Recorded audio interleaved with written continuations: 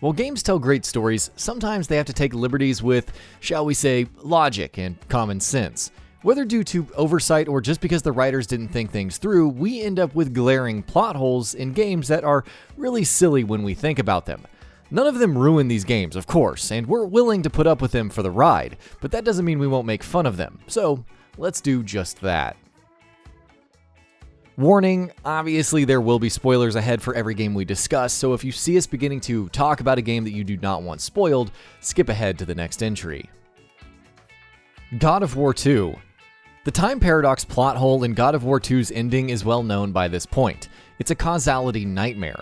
Because of Kratos stopping Zeus from ever killing him, that means he never had to escape Hades and then look for the Sisters of Fate, because the only reason he did so was so that he could stop Zeus from killing him.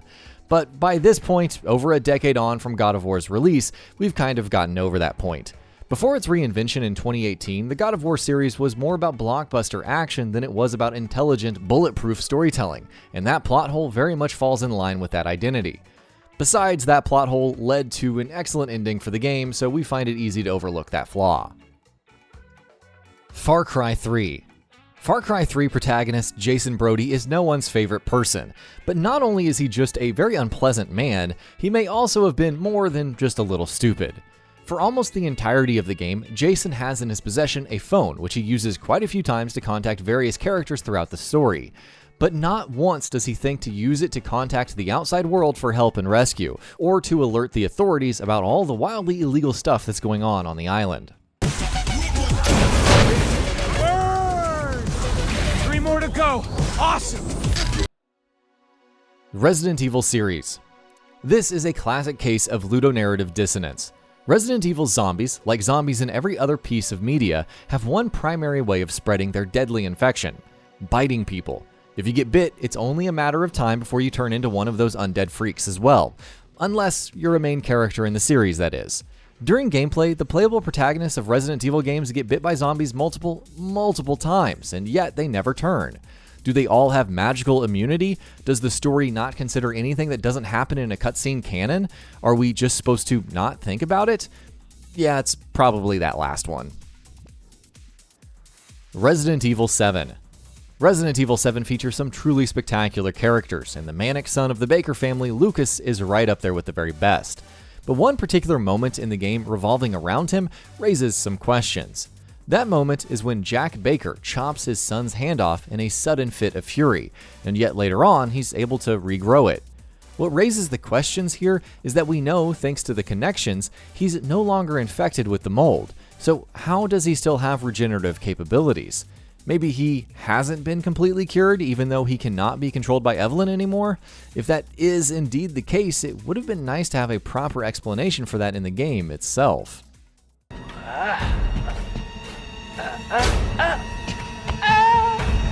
Happy birthday! Fallout 4. This one is an inconsistency that by no means affects the larger story, but it's still worth pointing out. Vault 95 was, as vaults in the Fallout universe often are, a front for a devious experiment. Essentially, Vault-Tec populated the vault with nothing but chem addicts, but immediately cut off their chems cold turkey as soon as they arrived, intending to present a fresh supply of chems to them 5 years later once they had all recovered to study their reactions. One of the chems they hid for this purpose that they later presented the Vault Dwellers with was Jet. But as we learned in Fallout 2, Jet was actually created after the nuclear war, and didn't even exist at the time of Vault 95's experiments. The Fallout universe does have really deep lore, so we guess we can forgive Bethesda for getting this one tiny detail. Final Fantasy VII.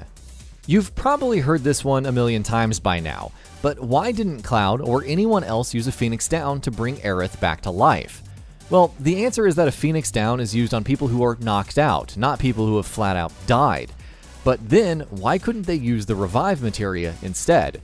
You might argue that that too only revives people who are KO'd, but at a certain point that argument starts to become a little thin, and we just have to accept that this is yet another case of ludonarrative dissonance.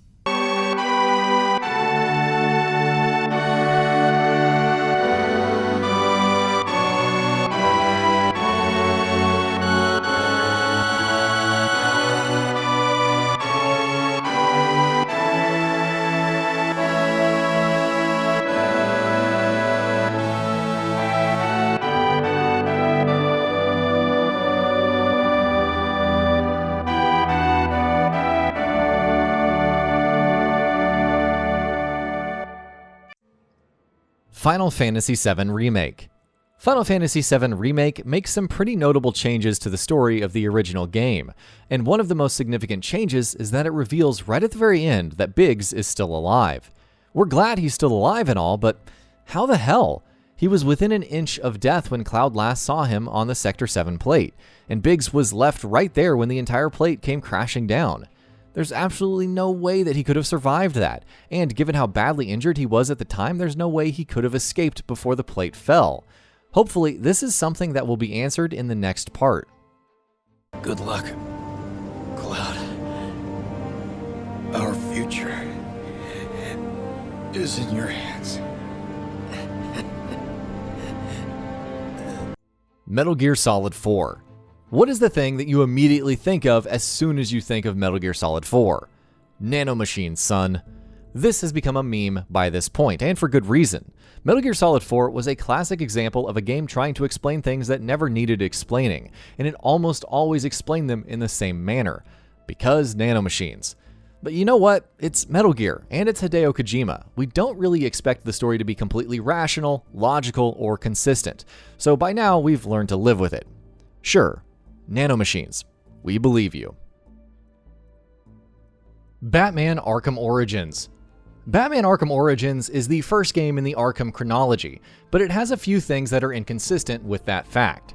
For instance, Batman has and uses various gadgets throughout the game that he would actually go on to get for the first time in the following games, including the likes of explosive gel, cryptographic scanner, remote-controlled batarangs, disruptor, and more. So how exactly did he lose them between Arkham Origins and Asylum?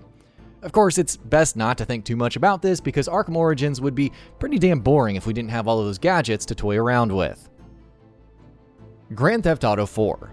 Grand Theft Auto 4's Niko Bellic is pretty unusual for a GTA game, in that he has spent his life doing terrible things, but now wants to become a different man. Time and again, he claims to be a reformed person who has left his life behind. And yet, when players are driving through Liberty City's open world, Niko happily and very casually drives through and murders countless scores of people. So what part of you is reformed exactly, Niko? And that about does it for this video. If you enjoyed what you watched and want to see more from GamingBolt, you can always hit that subscribe button and turn on the bell icon next to it. That way you will never miss any of our videos.